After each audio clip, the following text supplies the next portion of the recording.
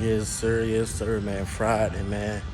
One more day, man. The Dogs in Tennessee, man. Hey, I'm turned up, man. Feel me? It's gonna win or lose, man. Win or lose. It still go Dogs, baby. And that's the thing, like, if Georgia lose, I mean, a lot of people saying the season over with. I mean, I don't think so. I mean, yes, it's gonna hurt. I mean, the first loss always, the first loss after you won a national championship, it hurt. Definitely. And, you might be out the playoffs, and it's at home. That would make it worse. Losing at home your first game of the season. You know, out there. Georgia hasn't lost since. Georgia 18-0 in regular season, I think. They won 4, 12, 6. What Georgia record? They ain't lost. They ain't lost to a regular season game since 2020 Florida. So, you feel me? Lost to Alabama it's championship, but that's not regular season. They lost one home game since 2017.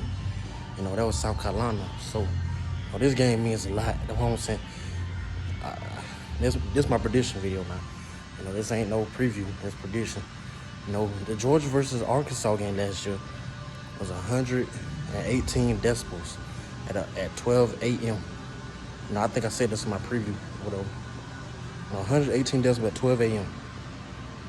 The Tennessee versus Alabama was 125 decibels at 3:30 or 2:30, depending on what time zone you're in. I'm in South Georgia, so it's 3:30 for me. 2:30 for you in Tennessee or Alabama. Either way. So it's like, like I say, Georgia's gonna be around 122 to 123. All Tennessee games, big games, was at Tennessee. We said LSU, but the thing about LSU, they took themselves out of the game. They panicked. From the opening kickoff, the kid returned the fumble the ball. Tennessee scored in like 45 seconds. Man, got hiccup. I scored in like less than 2 minutes. The fans got out of the game. Then LSU panicked. They went for it on fourth down like three times. It was 0-3 on fourth downs. Instead of taking the field goals, they panicked. And that's the thing, like, when they didn't take their field goals, Tennessee, they didn't get, they punted the ball. You feel me? Like, they bogged down. Like I said, it was like 2 or 3 possessions in a row. Wait, LSU, I don't know what they did. But Tennessee didn't, do nothing on offense. They just, LSU couldn't get back in the game. They didn't, if they took the field goals, maybe if LSU took the field goals, maybe the game would have been like 38-21 or something. 38-24. But they didn't, and it was a straight blowout. 40-13, I think, something like that. Either way, I think Tennessee was gonna win the game. But you feel me what I'm saying? LSU, they took themselves out of the game, and that's what can happen versus Georgia. Like, Tennessee can get in over 4th and 5, 4th and 6 in the midfield and feel good about going for it. But suppose they don't get it. Suppose Tennessee, let's say Georgia goes up 10-3. Just say Georgia goes up 10-3. Tennessee got ball. They feeling good on offense. They got a couple big plays and not in field goal range. But, it's like if they kick it, be like a 57-yard field goal. So it's 4th and 5. They in Georgia territory, and they say, we're going to go for it. 4th and 5. We're going to call our best 4th down play. And suppose they don't get it. Then Georgia, they go down and score. It's 17, get ball. Tennessee defense get back on the field. They can't adjust. It's 17-3. Then if they know Tennessee got to play behind. Suppose, Then they do it again. Suppose Tennessee go again. You know, they got to go for it, you know, to get themselves in the game. It's 17-3, you know, second quarter, you know, like 5 minutes left. And they got to go for it. You know, fourth and 4 again, 4th and 5. You know, suppose, you know, a false start happened. Then it's 4th and 9. Then they still go for it, you know, instead of putting the ball, they go for it. Don't get it. You know, Hendon Hooker get sacked or something, or get pressure, inaccurate pass in the dirt or something. You know, swatted ball, or, you know, incomplete. Then it's 17-3. The crowd's loud as it can be. Georgia gets ball, you know, in halftime, or Georgia get ball at halftime. Then Georgia goes into the halftime 20-3. You know, it's 20-3, or let's say 20-6, or whatever we're gonna say 20-6. You know, Georgia gets that field goal, and, you know, Tennessee, you know, a few seconds left, get in field goal range, gets 20-6. Georgia goes in the half 20-6. You know, does Tennessee, you know, just play their regular football and just do what they do, get back to the game plan, kick the field goals, and feel like they can't stop Georgia offense? Or did they keep on just, you know, go for it on 4th down? I mean, that's what I'm saying. So a lot of people was like, oh, what Tennessee offense can do to Georgia defense. You know, that's all I've been seeing. You know, I don't see Georgia, you know, Tennessee 45-21 and Vols by 17, Vols by 20. And all I'm saying is Georgia defense can't stop Tennessee offense and all this. You know, that's all I've been seeing. But what about? But nobody nobody really talks about Georgia offense versus Tennessee defense. That's what you look down the list. I said Georgia's gonna have a top 10 offense, top 10 defense. People laugh and call me crazy. You know, all season I said, and the season ain't over yet. So I mean, it can very well drop. Or you look on any list, Georgia offense right behind Tennessee, above Ohio State, and it's top 10 offense, top 10 defense. But, you know, yards per game, Georgia's up there scoring. You know, they like 7th, 8th or something. You know, but that's come off self-inflicted wounds. You know, like with Ladd McConkey fumbling the ball on punt return. You know, fumbling the ball in the red zone. You know, all that can't happen versus Tennessee. They work both ways. You know, Tennessee can't do that versus Georgia either. But I'm saying, so Georgia been moving the ball down the field. And it's like, you know, when Georgia beat Georgia, you know, attack the perimeter, that's when they best.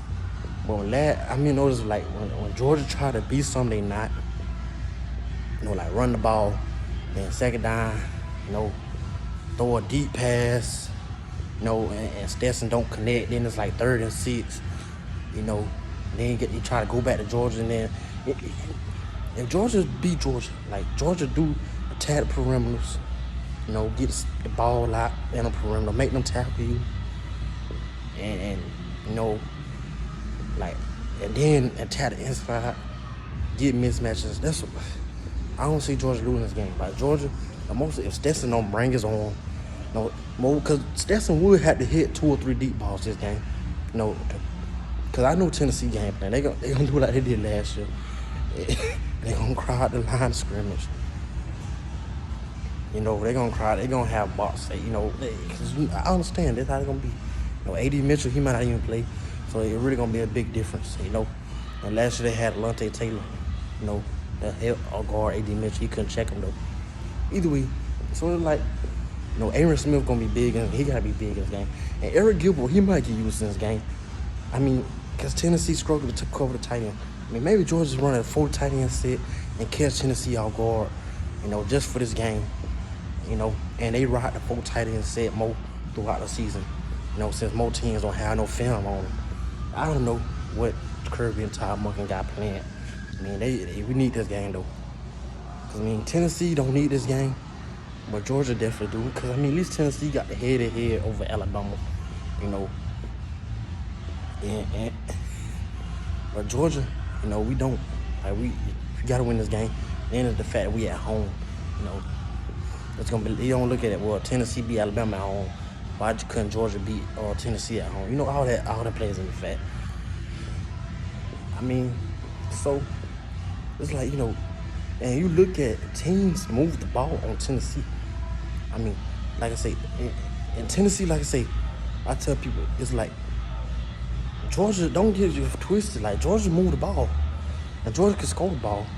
Yes, it may take, Tennessee score in 1 or 2 minutes, and Georgia may take 3 to 4, 5, 4 to 5 minutes. Either way, Georgia still score. I mean, it's just Tennessee hike the ball so fast. But if you ever look at average, Georgia is average 1 play less than Tennessee a game. Think about that. I think Tennessee averages 75 plays a game. Georgia averaged 74. You know why? Because the Georgia defense giving them the ball back. Georgia defense might give it the ball back an extra possession or two. Versus Tennessee, they gotta go because their defense, isn't as good. So they put more pressure on offense, and that's what I'm saying. Suppose, Tennessee get Georgia. Suppose Georgia crowd get in the game and knocks Tennessee off schedule. Like, the crowd get into it, a couple holding calls, which is most likely what happened. But that's what happened in away games. Like, your timing, get, one shift, and then the crowd get into it. Especially offense that move that fast. It's gonna happen. One little flinch, that's you off schedule. And instead of a 3rd and 5, what Tennessee probably would pick up, it's 3rd and 10, and get them off schedule. Then it puts the defense right back on the field, and they don't get it. You feel me? What I'm saying? So, like I said, I try not to be biased in none of my, take. That's a 50-50 game. Tennessee could very well beat Georgia, and Georgia could very well beat Tennessee. But, I mean, a lot of people, like I said, looking at the Alabama game, like, oh, automatically assuming Tennessee gonna win. But it's like Tennessee, had everything go that way in Alabama. I mean, there's a couple calls that could have went either way. I ain't gonna say a lot, But like I say, Alabama has 17 penalties. 17. On top of that, the kicker missed the field goal, the game-winning field goal, possibly. And Tennessee made theirs. So, I don't think Tennessee gonna win unless Justin Bennett just play absolutely horrible, or Larry McConkey folds again and he dropped like 3 or 4 catchable balls on 3rd down, or whatever, or fumble the ball on punt return or something. Stetson Bennett throws a pick 6. All of these possible outcomes, can happen. But same thing can happen for Tennessee. I mean, like, think about it. I mean, Florida had more yards than Tennessee did. Alabama had more yards than Tennessee did. I mean, all these, multiple schools. Pittsburgh, I think they had similar yards, more yards than Tennessee, I think. And that was with a backup quarterback. So, you feel me? It was a game where Tennessee could have lost. I mean, and Georgia, you could say Georgia lost to Missouri. But at the same time, like, Georgia, they could have. I mean, if Missouri had a better offense, they probably would have got it. They probably would have beat Georgia. But at the same time, Georgia could have easily ran up the score on Missouri. But they didn't. It's the same offense. But Georgia hiked the ball like 4 or 5 seconds left. And sometimes it's frustrating because, as a fan, you want to run up the score. So, the critics, can shut up because you the one that got to deal with it. I mean, the players and coaches don't care about it as long as they got a dub on the column. They don't care about the critics say, because they not on the field. But, as fans, we want to see Georgia beat Kent State 55-22. But instead, it didn't work out that way. We got to listen to the critics about, oh, Georgia, this and that, or Missouri, we want to beat them 46-22. Instead of, 26, I think it was 26-22 or whatever. You know what I'm saying? But players and coaches don't care about that. They just trying to get out and win the game without having injuries and all that. But either way, nonetheless, my scope prediction, Georgia wins 48-33.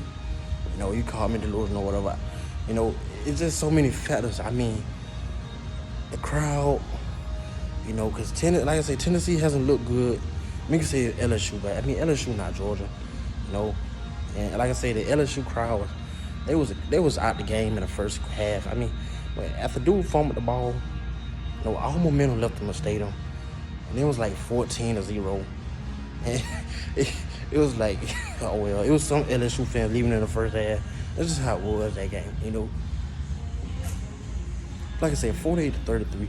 But I know Tennessee gonna score 28 to 30 points, you know. But at the same time, it's like I think Georgia gets forced some turnovers,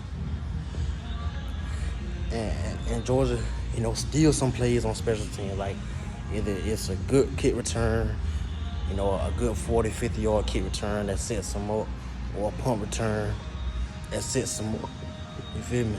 Or like possibly a bad punt by Tennessee. We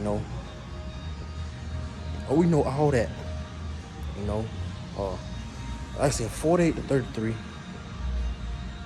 Tennessee gonna put up a good fight, but I think Tennessee, they play themselves out the game by, try to go for it on fourth down instead of taking the field goal, and all that. I think that's what they're gonna do, and I think Georgia, they have a good game plan. They don't have no turnovers. The offensive line blocked very well. Versus, Tennessee get off schedule due to false starts and holding penalties, and all that. I think Hendon Hooker have a good game, but I think he due for, a couple turnovers. It's gonna be like a couple turnovers where it'll be like, man, like, a good play by the defense, or a script sack or something, that dictates the game. So let me know what y'all think. Of course, Tennessee fans gonna say Vols by 20 or something, or Vols by 17, but I don't see this happening. Like I said, I think Georgia wins by 15 points. I think 48-33. Yeah, 15 points, whatever. It what it is. I ain't. I'm just being real. Like I already said it. Like if Georgia played Tennessee at Knoxville or a neutral site, I would lean towards Tennessee winning. But in Athens, and Monken and Kirby know this basically elimination game, and the players, they're gonna have a game plan for Tennessee. I'm just being real, But at the same time, the players got to execute the game plan. But I think they do, But yeah, let me know what y'all think. I'm out. Go Dogs, baby.